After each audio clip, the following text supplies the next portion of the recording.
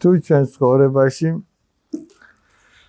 საკმარისია სასუფევლისთვის გული გავიწმინდოთ, ვიმარხულოთ და ვეზიაროთ. მაშინ მამა პაისი რატომ ცხოვრობდა ასე, რატომ ჩავიდა შიომღვიმელი ლავრაში. ნახეთ, ეს როგორც ჩანს ცოტა მოზრდილი ადამიანის შეკითხვა, მაგრამ მაინც უპასუხოთ.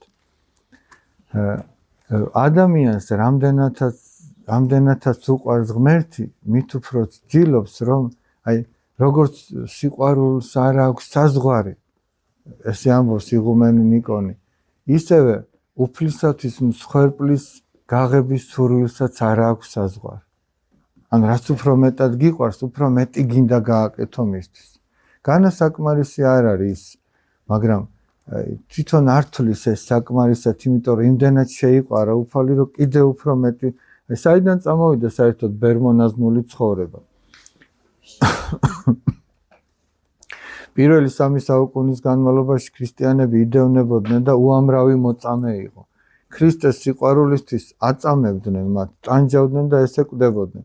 313 წელს იმპერატორმა კონსტანტინე დიდმა გამოსცა მილანის ედიქტი, რის საფუძველზეც ქრისტიანთა დევნა შეწყდა, აღარ იდევნება ქრისტიანები.